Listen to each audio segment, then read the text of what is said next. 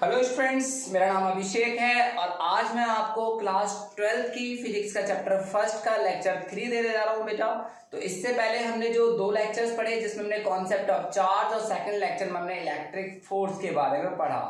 आज के लेक्चर में हम जानते हैं Coulomb's law in vector form. तो बच्चों आज के लेक्चर 3 की बात करते हैं हम लोग।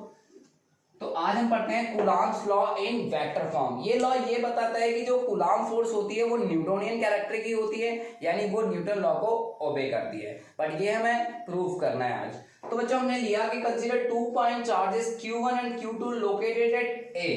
तो आपने एक कार्टेशियन सिस्टम लिया जिसमें आपने क्या करा कि दो चार्जेस Q1 और Q2 को दो पोजीशन पे लोकेट कर दिया A एंड B। तो दिस इज आपका Q1, ठीक है। एंड लेट मान लिया कि हमने R1 एंड R2 भी देयर पोजीशन वेक्टर। उनके R1 क्या है? Position vector. और R2 क्या है? Q2 का पोजीशन वेक्टर। तो अकॉर्डिंग टू कूलॉम्स लॉ, आपको याद है कूलॉम्स लॉ हमने पढ़ा था। According to Coulomb's law, force on Q1 due to Q2, क्योंकि दोनों सेम काइंड के चार्ज है तो ये रिपेल करेंगे। तो अगर हम इन पे देखें कि Q1 पे Q2 की वजह से जो फोर्स लग रहा है F12 बोलेंगे। F12 मतलब Q1 पे Q2 की वजह से, 1 पे 2 की वजह से जो फोर्स लग रहा है, इट मीन्स कि 1 पे 2 की वजह से। तो ये होगा हमारा 1/4 pi epsilon naught Q1 Q2 divide by R square into unit vector. अब यूनिट वेक्टर जो है वो डायरेक्शन बताता है 2 से 1 की तरफ। 2 से 1 की तरफ जो डायरेक्शन है वो क्या बता रहे हैं? 2 से 1 की तरफ। यानी यूनिट वेक्टर क्या बता रहे हैं? 2 से 1 की तरफ। तो यहाँ पे यूनिट वेक्टर आ जाएगा 2 से 1 की तरफ। तो ये हमारा यूनिट वेक्टर। बट हमें ये पता है कि यूनिट वेक्टर होता क्या है? यूनिट वेक्टर होता है R21 vector upon magnitude of vector. तो ये चीज क्लियर है। तो इसको हम लिख सकते हैं F12 1/4 pi epsilon naught Q1 Q2 by R square into R21 divided by R। तो बच्चों ये हमारा हो जाएगा R की Q। But triangle law of vector addition हमें पता है, बट ट्रायंगल OAB, आप ये देख रहे हैं कि यहाँ पे ये दो वेक्टर सेम ऑर्डर में और ये वेक्टर अपोजिट ऑर्डर में। तो वी नो ट्रायंगल लॉ से पता लग रहा है कि OB वेक्टर प्लस BA बराबर है OA के। अब OB क्या है? आपका R2 और ये क्या है? R वेक्टर और ये हो जाएगा R21, ठीक है। और ये वेक्टर हमारा है R1। तो R21 जो है आपका वो निकलेगा आपका R1 माइनस R2। तो जैसे ही आपने वैल्यू यहाँ पर रखी तो आपका फोर्स का फॉर्मूला आया F12 1/4 pi epsilon naught Q1 Q2 by R की Q R1 माइनस R2। तो बच्चों ये चीज क्लियर होनी चाहिए कि R1 माइनस R2 ये आपका यूनिट वेक्टर आ गया। सिमिलरली अब आप सिमिलरली Q2 पे Q1 की वजह से जो फोर्स लगेगा यानी F21, similarly force on Q2 due to Q1 पे जो फोर्स लग रहा है Q1 की वजह से वो क्या होगा? F21 बराबर होगा 1/4 pi epsilon naught Q1 Q2 by R की Q और ये हो जाएगा R2 माइनस R1। तो बच्चों यहां से नेगेटिव साइन आप कॉमन ले लें। 1/4 pi epsilon naught Q1 Q2 by R की Q R1 माइनस R2। ये नेगेटिव साइन आपने कॉमन ले लिया और आप इसे इक्वेशन फर्स्ट का नाम दे दो। तो इक्वेशन फर्स्ट से रिजेंबल करें अगर आप फ्रॉम फर्स्ट इक्वेशन, तो आप पाएंगे कि ये पूरा का पूरा आपका किससे रिजेंबल कर रहा है? F12 से। तो यानी ये आ जाएगा माइनस का F12। तो इससे पता लग रहा है कि जो F21 है वो नेगेटिव है F12 के। तो इसका मतलब है कि electric force obeys Newton's third law, ठीक है। तो कूलॉम्स लॉ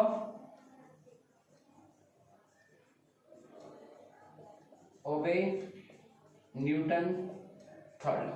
तो बच्चों ये बात प्रूफ करता है कि कूलॉम फोर्स जो होती है वो न्यूटोनियन कैरेक्टर की होती है। और जब इधर का यूनिट वेक्टर दिखा था हमने तो ये इस तरह से हो जाए। तो बच्चों ये चीज क्लियर है कि Coulomb's law in vector form. अब हम बात करते हैं इलेक्ट्रिक फील्ड की।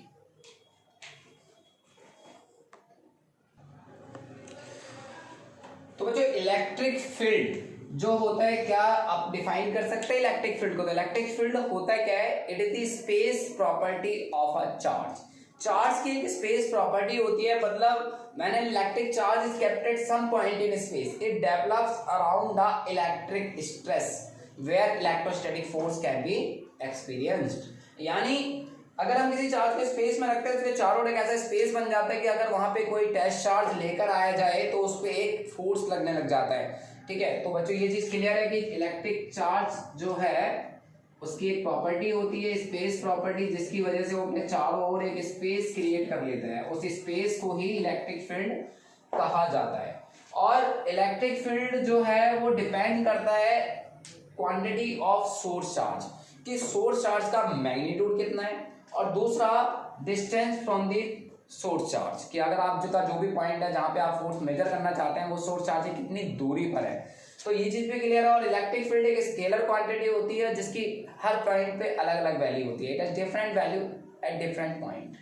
क्लियर है। इसके बाद हम बात करते हैं कि अगर हम किसी टेस्ट चार्ज को, मान लो कोई टेस्ट चार्ज हमारा इन्फिनिटी पर रखा हुआ है, टेस्ट चार्ज को आप क्यू नॉट से दिखाएंगे, तो क्यू नॉट है टेस्ट चार्ज, इसको हम बोलते हैं टेस्ट चार्ज, जो किसी भी सोर्स चार्ज की स्ट्रेंथ को मेजर करने में हेल्प करते हैं। और टेस्ट चार्ज की वैल्यू बच्चों बहुत स्मॉल ली जाती है, it taken small as possible, जहां तक हो जाए इसकी वैल्यू स्मॉल ली जाए। क्यों ऐसा होता है? ताकि आप इलेक्ट्रिक फोर्स को एक्यूरेटली मेजर कर सकें और it should not disturb the electric charge, यानी जो इलेक्ट्रिक चार्ज का जो फील्ड है it should not disturb the electric field of a source charge, और आपका इलेक्ट्रिक फील्ड एक्यूरेटली मेजर हो जाएगा। क्योंकि अगर ये ज्यादा मैग्नीट्यूड होगा तो ये डिस्टॉर्शन हो जाएगा, जिसकी वजह से इलेक्ट्रिक फोर्स एक्यूरेटली मेजर नहीं हो पाएगी। तो अब आप इसको कैसे डिफाइन करेंगे? इसे हम डिफाइन करते हैं इलेक्ट्रिक फील्ड इंटेंसिटी। तो बच्चों इलेक्ट्रिक फील्ड इंटेंसिटी क्या है? कि force per unit test charge is defined as electric field intensity, मतलब strength of electric field। तो electric field intensity को आप बच्चों E से दिखाएंगे, और यहाँ पे हम लिमिट लेते हैं, limit Q naught tends to zero. Q naught tends to zero मतलब है कि चार्ज बहुत स्मॉल लिया है। अगर आप विदाउट लिमिट इसको डिफाइन करते हैं तो आपका आंसर रॉन्ग हो जाएगा। तो बच्चों ये बात ध्यान रखना कि बहुत से टीचर क्या करते हैं, बहुत से बच्चे क्या करते हैं कि फोर्स अपन टेस्ट चार्ज लिख देते हैं, लिमिट का कोई कॉन्सेप्ट नहीं बताते। लिमिट्स का बताना बहुत जरूरी है, आपको लिमिट लिखना भी बहुत जरूरी है। तो ये क्या होता है? It define the ratio of force per unit test charge. तो बच्चों जो फोर्स लग रहा है यहाँ पर वो क्या लग रहा है? Limit Q naught tends to zero, force है 1/4 pi epsilon naught Q naught divided by r square divided by Q naught, कि दोनों चार्जेस के बीच का जो डिस्टेंस है वो r है अगर, ठीक है, तो आप फटाफट से निकाल सकते हैं। Q नॉट से Q नॉट कैंसिल हुआ और Q नॉट कंज्यूम हो गया, तो बच्चों यहाँ से लिमिट हट जाएगी और आंसर आ जाएगा 1/4 pi epsilon naught into Q by r square, ठीक है, और इंटू यूनिट वेक्टर। यहाँ पे यूनिट वेक्टर लगाना है बच्चों, क्योंकि ये वेक्टर क्वांटिटी है। इलेक्ट्रिक फील्ड एक वेक्टर क्वांटिटी है। इन स्केलर फॉर्म में अगर इसको लिखा जाए तो स्केलर फॉर्म में आप इसका मैग्नीट्यूड ले लेंगे, दोनों तरफ मैग्नीट्यूड, इसको ई से दिखा सकते हैं, और ये होगा Q/4 pi epsilon not r square. तो इलेक्ट्रिक फील्ड देखो बच्चों, देखा है ना यहाँ पे कि जो सोर्स चार्ज पे डिपेंड है, दूसरा डिस्टेंस पे। तो इलेक्ट्रिक फील्ड, अच्छा इसका ऐसा यूनिट जो होगा, it is a vector quantity है, क्योंकि इसकी एक डायरेक्शन होती है, it is dependent on position, या it is position dependent, it is a vector quantity. तो बच्चों ये चीज क्लियर होनी चाहिए कि इलेक्ट्रिक फील्ड कैसी क्वांटिटी है? Vector quantity. और ऐसा यूनिट क्या हो जाएगा? न्यूटन पर कूलम। ऐसा यूनिट होगा इसका न्यूटन पर, ऐसा यूनिट इज न्यूटन पर कूलम। तो न्यूटन पर कूलम क्लियर है बच्चों। और दूसरी बात, it has a spherical symmetry. It has a कैसी सिमेट्री होती है? It is a spherical symmetry. पूछा जाए कि इलेक्ट्रिक फील्ड की जो सिमेट्री होती है वो कैसी होती है? स्फेरिकल। और अगर फोर्स निकाला जाए, फोर्स के लिए नोट करके आप यहाँ पे लिख लें कि F इक्वल टू होता है Q इंटू ई। अगर पॉजिटिव चार्ज है तो इलेक्ट्रिक फोर्स और इलेक्ट्रिक फील्ड की डायरेक्शन क्या है, सेम डायरेक्शन में होगा। और अगर नेगेटिव चार्ज है, पॉजिटिव में क्या है, F and E are in same direction. तो ये चीज ध्यान रखना, F and E are in same direction numerical में बहुत ज्यादा हेल्प करते हैं। और F इक्वल टू अगर माइनस का चार्ज है, नेगेटिव है, तो F and E are in opposite direction. F and E are in opposite direction. तो बच्चों ये चीज क्लियर है कि इलेक्ट्रिक फील्ड और इलेक्ट्रिक फील्ड इंटेंसिटी क्या होती है। अब बात करते हैं नेक्स्ट टॉपिक की।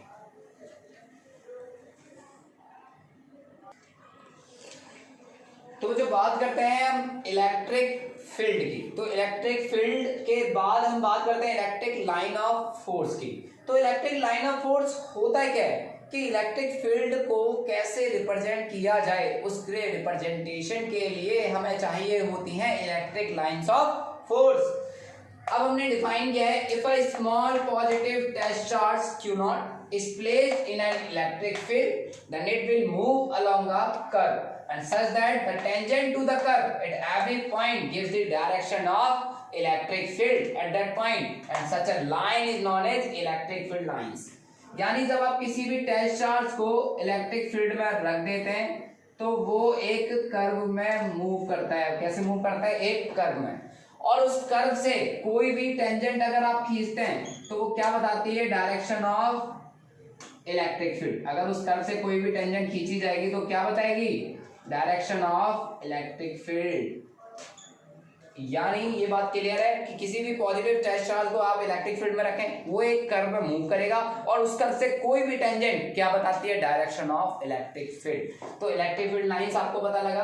अब हम बात करते हैं प्रॉपर्टीज। तो पहली प्रॉपर्टीज है, the line of force originate from positive charge and terminate on a negative charge। ये कभी भी क्लोज लूप नहीं बनाती मैग्नेटिक फील्ड लाइंस की तरह। ये पॉजिटिव से स्टार्ट होती हैं और नेगेटिव पे टर्मिनेट मतलब एंड हो जाती हैं।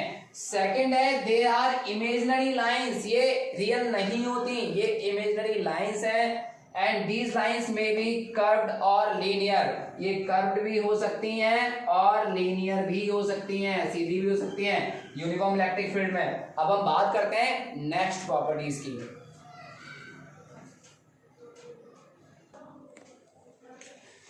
तो बच्चों बात करते हैं थर्ड प्रॉपर्टी की इलेक्ट्रिक लाइंस की, कि any two electric lines do not intersect to each other since at intersection there will be two tangent and two direction is not possible. कि दो इलेक्ट्रिक फील्ड लाइंस कभी भी intersect नहीं करती। यदि वे ऐसा करेंगी तो एक पॉइंट से दो टेंजेंट और एक पॉइंट से कभी भी दो टेंजेंट ड्रॉ नहीं हो सकती। इट इज इम्पॉसिबल कि टू इलेक्ट्रिक फील्ड लाइंस कभी भी इंटरसेक्ट नहीं करती। तो ये बात क्लियर होनी चाहिए आपको। और सेकंड प्रॉपर्टी है, next property sorry fourth property, these lines emerge radially outward from a positive charge and converge radially to negative charge. इसका मतलब होता है कि जैसे कोई पॉजिटिव चार्ज है तो ये रेडियली आउटवर्ड होती हैं। क्या होती हैं, आउटवर्ड, इस तरह से। और अगर नेगेटिव चार्ज है तो दे आर रेडियली इनवर्ड। तो ये अंदर की तरफ डायरेक्शन होगी। तो ये चीज क्लियर है रेडियली इनवर्ड का, कि पॉजिटिव चार्ज मींस कि Q इज ग्रेटर देन 0 और यहाँ पे Q लेस देन 0। कि पॉजिटिव चार्ज में आउटवर्ड और नेगेटिव चार्ज में इनवर्ड जो कन्वर्ज होती हैं। ठीक है, तो ये चीज क्लियर है। इसके बाद है next property, electric lines are always normal to the surface of charge. कि किसी भी सरफेस ऑफ चार्ज के हमेशा नॉर्मल एक्ट करती हैं कभी भी। ठीक है, तो ये चीज क्लियर होनी चाहिए आपको। Next property, these lines do not form close loops. ये कभी भी क्लोज लूप नहीं बनाती, जैसे कि मैंने शुरू में बताया कि they start from positive charge and terminate on negative charge. There are continuous lines होती हैं, कॉन्टिन्यूअस होती हैं और ये कभी भी सडन ब्रेक नहीं होती।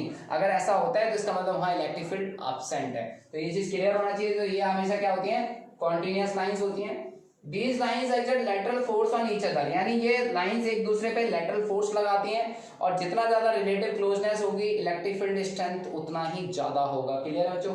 नेक्स्ट प्रॉपर्टी है, total number of electric line passing through any cross section gives strength of charge. जैसे ए है, ए से बहुत सारी इलेक्ट्रिक लाइन पास हो रही है लेकिन बी पॉइंट से इलेक्ट्रिक लाइन पास आउट नहीं हो रही है।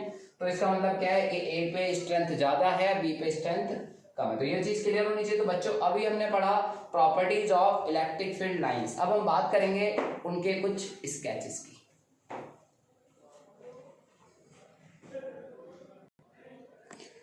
तो बच्चों जैसे कि स्केचेस की बात करी हमने, तो अब हम बात करते हैं electric field line due to positive charge, यानी पॉजिटिव चार्ज की वजह से इलेक्ट्रिक फील्ड लाइन कैसे ड्रॉ करनी है। तो बच्चों हमने अभी एक प्रॉपर्टी पढ़ी कि electric field line radially outward होती है, इनकी डायरेक्शन कैसी होती है, आउटवर्ड। तो ये चीज क्लियर होनी चाहिए, जो एरो है वो आउटवर्ड होंगे।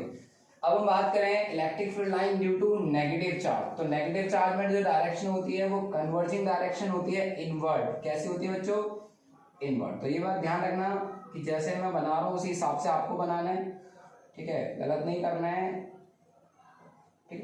तो ये नेगेटिव चार्ज की वजह से। तीसरा स्केच है electric field lines due to two positive charge having equal magnitude, कि दो पॉजिटिव चार्ज हैं, दोनों का मैग्नीट्यूड भी क्या है, बराबर है। जो क्या है, बराबर। तो इसका जो नल पॉइंट है या जो न्यूट्रल पॉइंट है वो सेंटर पर लाई करेगा, जहां पे इलेक्ट्रिक फील्ड जीरो हो जाता है। तो ये क्या करेंगे, रिपेल करेंगे। क्या करेंगे बच्चों, रिपेल करेंगे। तो इस तरह से ये रिपेल करेंगे और ये डायरेक्शन जो होगी वो आउटवर्ड होगी। तो ये चीज क्लियर है।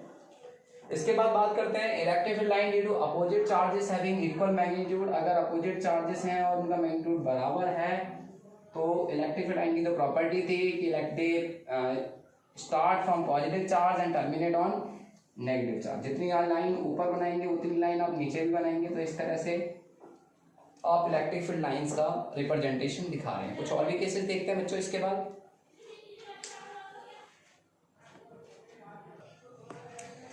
तो बच्चों देखते हैं जैसे कि फिफ्थ स्केच है हमारा यूनिफॉर्म इलेक्ट्रिक फील्ड। तो यूनिफॉर्म इलेक्ट्रिक फील्ड में बच्चों जो लाइन बनाएंगे आप वो पैरेलल बनाएंगे और इक्वल डिस्टेंस पे बनाएंगे। तो ये चीज क्लियर होनी चाहिए कि यूनिफॉर्म इलेक्ट्रिक फील्ड कैसे रिप्रेजेंट किया जाता है। नेक्स्ट है अगर ट्रायंगल में तीन चार्ज रखे हैं और तीनों सेम टाइप के चार्ज है, सेम मैग्नीट्यूड है, सेम साइन है उनका, वहां इलेक्ट्रिक फील्ड कैसे बनाएंगे। तो ये रेडियली आउटवर्ड होंगे। किस तरह से होंगे, रेडियली आउटवर्ड। इस तरह से आपने ये स्केच इस तरह से करने, एरो का बड़ा ध्यान रखना है बच्चों। और ये इस तरह से अगर चार्ज 4e और इस पे जो है Q2 वो हमारा माइनस का है, ये हमारा Q2 है, लेकिन जिसका मैग्नीट्यूड ज्यादा होगा उसमें से इलेक्ट्रिक फील्ड लाइन ज्यादा निकलेंगे। हालांकि पॉजिटिव से नेगेटिव चार्ज जाएगा बट सोर्स चार्ज से इलेक्ट्रिक फील्ड लाइन क्या होंगी, ज्यादा इमर्ज होंगी। सिलेंडर की बात करें तो सिलेंडर में सरफेस पे चार्ज रिजाइड करता है, तो यहाँ से यूनिफॉर्मली निकलेंगे और इस तरह से रेडियली आउटवर्ड इमर्ज होंगी। तो बच्चों ये कुछ स्केचेस थे जो इलेक्ट्रिक फील्ड लाइंस पे बेस्ड थे।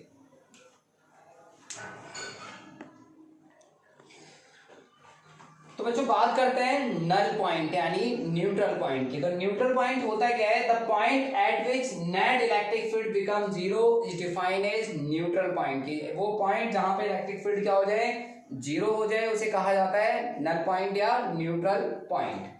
अब जैसे केस फर्स्ट की बात करते हैं for the like charge combination की, दो चार्ज है दोनों सेम है, ठीक है। और लाइक चार्ज कॉम्बिनेशन में क्या होता है कि न्यूट्रल पॉइंट जो लाई करेगा in between the line joining, उन दोनों चार्जेस के बीच में लाई करेगा कहीं पर भी, और उधर लाई करेगा जिधर लाइटर चार्ज होगा मैग्नीट्यूड, यानी चार्ज का जो मैग्नीट्यूड होगा जहां कम होगा न्यूट्रल पॉइंट उधर लाई करेगा।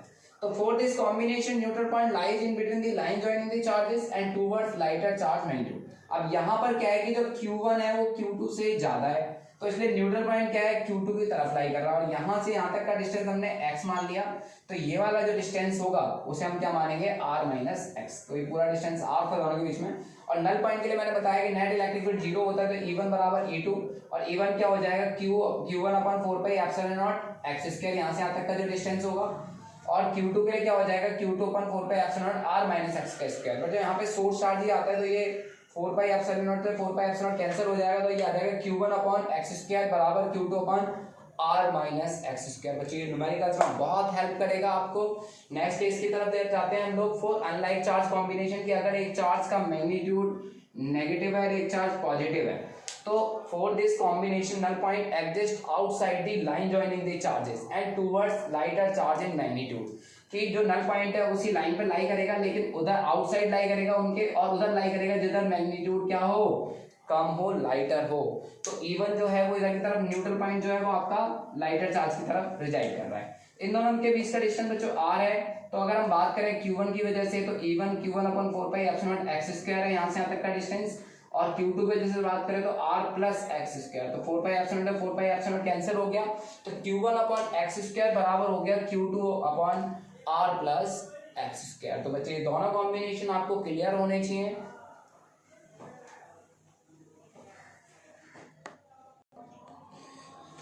तो बच्चों बात करते हैं आज की एक्सरसाइज 3 पे, जो कि हमारी इलेक्ट्रिक फील्ड के ऊपर बेस्ड है। तो जैसे कि फर्स्ट क्वेश्चन देखते हैं हम लोग, find the electric field due to a charge of 5 × 10⁻⁸ coulomb at a point of 50 centimetre from it in vacuum. कि आपको इलेक्ट्रिक फील्ड कैलकुलेट करना है और आपको गिवन है चार्ज कितना गिवन है बच्चों, आपको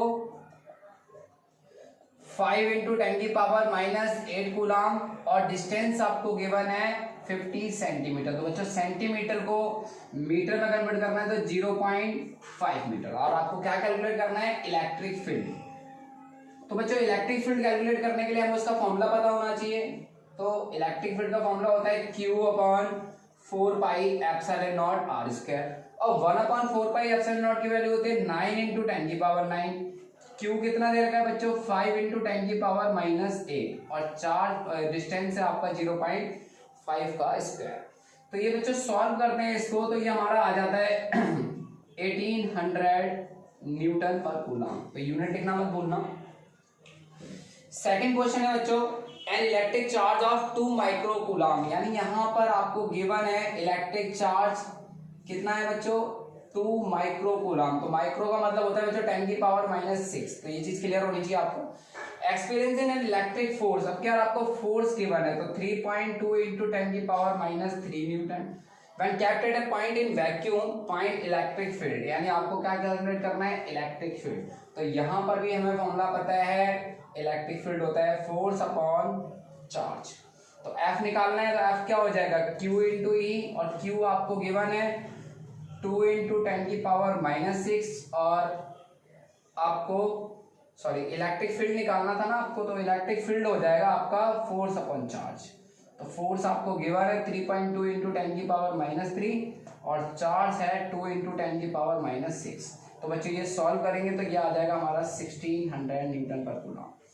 तो थर्ड क्वेश्चन है हमारा कि an electron is separated from a proton by distance of 0.53 angstrom. तो बच्चों यहाँ पे आपको डिस्टेंस गिवन है 0.53 एंगस्ट्रॉम, और एंगस्ट्रॉम का मतलब होता है 10⁻⁻10 मीटर। तो ये चीज क्लियर होनी चाहिए। एंड आपको चार्ज इलेक्ट्रॉन पे पता ही है, इलेक्ट्रॉन पे जो चार्ज होता है वो होता है 1.6 × 10⁻⁻19 कूलम। और आपको इलेक्ट्रिक फील्ड निकालना है, तो बहुत आसान है, आपको इलेक्ट्रिक फील्ड का एक फॉर्मूला रखना है, Q/4πε0r²। और जब आप इसे सॉल्व करेंगे तो आपका इलेक्ट्रिक फील्ड आ जाएगा 5.13 × 10⁻11 न्यूटन पर कूलम।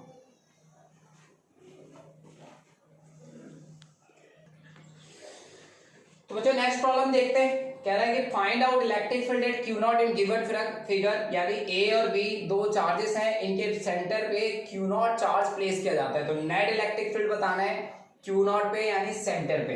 तो बच्चों बहुत सिंपल है, net electric field at centre, तो जो होगा वो होगा आपका AA प्लस AB। तो देखो A से O की तरफ पॉजिटिव चार्ज है, इलेक्ट्रिक फील्ड इधर होगा OA, और OB यानी नेगेटिव चार्ज है, इलेक्ट्रिक फील्ड भी उधर की तरफ होगा OB।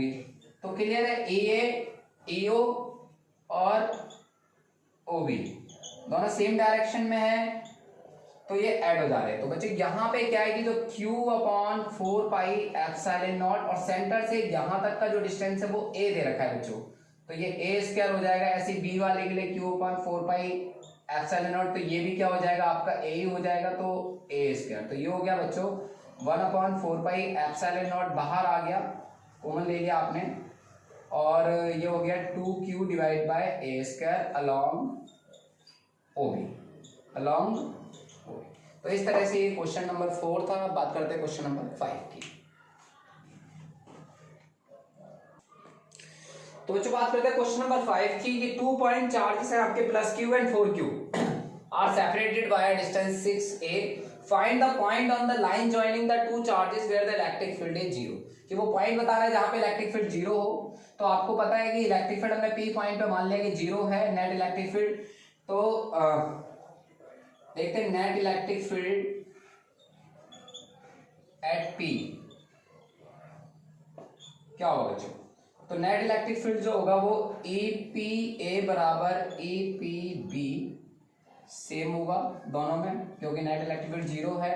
तो यहाँ पे आ जाएगा Q upon 4 pi epsilon not. ये 6A है डिस्टेंस, अगर हम इसको x मान लें तो दूसरा वाला क्या हो जाएगा 6A माइनस x। तो दिस इज x स्क्वायर और this is Q upon 4Q divided by 4 pi epsilon not 6A minus x का होल स्क्वायर। तो Q से Q कैंसिल हो गया बच्चों, 4 पाई एप्सिलॉन नॉट 4 पाई कैंसिल हो गया और ये हो गया 1 अपॉन x स्क्वायर और इधर आ जाएगा 6A माइनस का x स्क्वायर। तो ये हमने सॉल्व करा बच्चों, 6A माइनस x का whole square divide by x square. तो ये हो गया 6A minus x equal to x और ये हो जाएगा 6A equal to 2x। x आ गया हमारा 3A।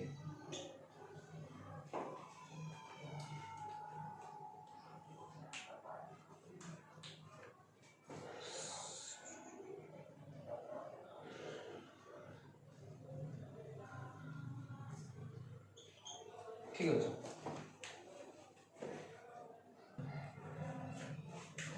तो बच्चों आज की क्लास में हम लोगों ने Coulomb's law in vector form, electric field lines and it properties and उससे रिलेटेड आज हमने कुछ न्यूमेरिकल्स भी किए। तो बच्चों प्लीज ये सारी चीजें साथ के साथ करते रहिए, क्योंकि लॉकडाउन चल रहा है और आपकी पढ़ाई कंटिन्यू रहे। तो प्लीज साथ के साथ मेरे साथ चलते रहिए जैसे जैसे मैं पढ़ाता जा रहा हूँ। और अगर आपको ये वीडियोस पसंद आती हैं तो प्लीज़ इन्हें ज़्यादा से ज़्यादा बच्चों में शेयर कीजिए, लाइक कीजिए, सब्सक्राइब करवाइए बच्चों। तो आगे भी मैं आपको ऐसे ही कंटिन्यू पढ़ाता रहूँगा अपने वाहिगुरु चैनल अचीवर्स के माध्यम से। Thank you so much, good night.